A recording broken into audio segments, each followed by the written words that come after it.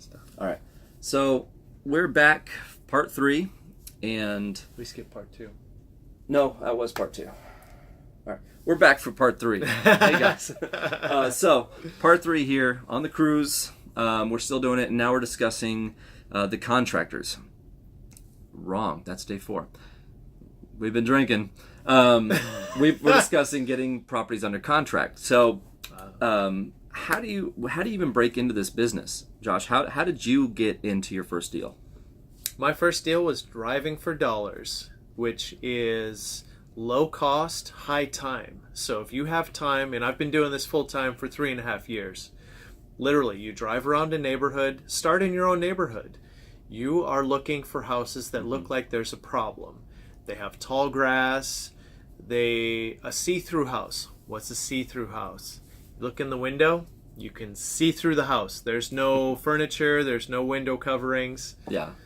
Tarp on the roof.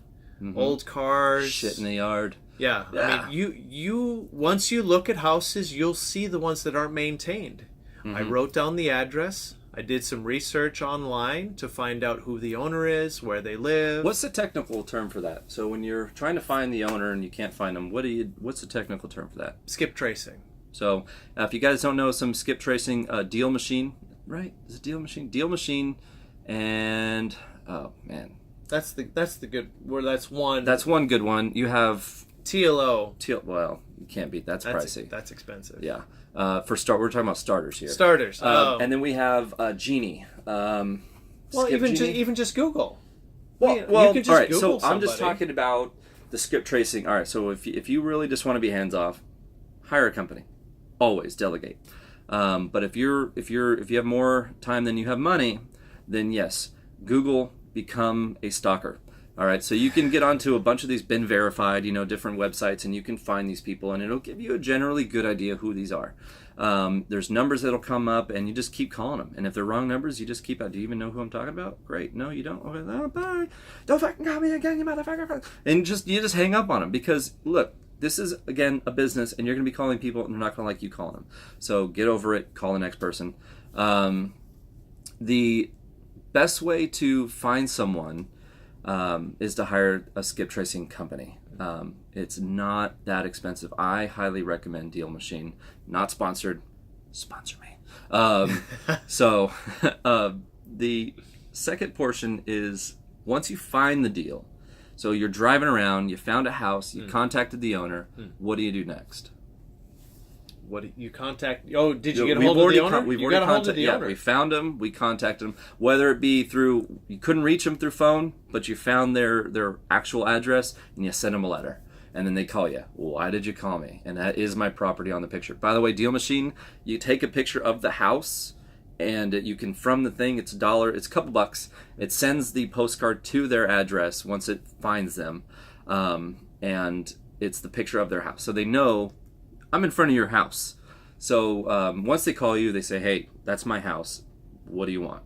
What do you say? I'm really interested in buying a house in your neighborhood. Oh my God. Guys, did you hear that? No script. Stop bullshitting yourself over these gurus and their scripts and, follow these pages. No. I want your house. Will you sell it? Just get straight to it, guys. Once they say, yes, I'm interested in selling, what's the next step? You have to see it. I'd love to see it. When can I see it? When can I meet you? Or when can I meet you? Yeah, right? You forgot the guy, man. He owns the house, right? I want to see your house, but you. No. Good call. I want to meet you at your property. No, you can't get to your property? Great. I'll get to your property anytime. When can I meet you? When can I sit down at your dining table and discuss this? And I'm not going to go over the contract. There's a whole, contract, Trek 1 to 4. We're not getting into that. Long. But here's the easy tip. The contract. You don't have to be a legal representative. You don't have to be a freaking realtor. You don't have to be any of that. Take a Trek 1 to 4. Go talk to the guy. I want to sell it for this number. Find out if you can make that number happen and just write it down and have them sign it. Screw filling in all those paragraphs. You can do all that stuff later. Just get him to sign that page. Once you have that, you can fill the rest in later. All right. But there are a couple of things that you do need for it to be a legal, enforceable contract. So yes, write the address down and the owner name. You're the buyer, they're the seller. Money has to exchange hands too.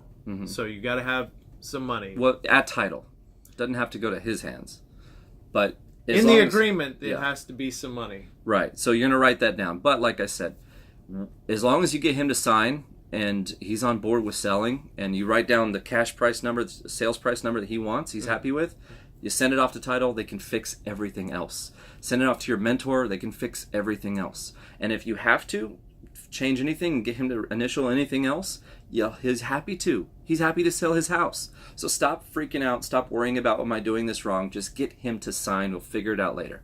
Okay, move at the speed of instruction. Step 1, get the house. Step 2, meet the guy. Step 3, just get him to sign the damn thing and figure it out later. Okay, guys, we're gonna end it here, and we'll move on to number 4, getting the actual house sold to you, and then what do you do next? Okay, we'll do that the next time we meet up. Thanks.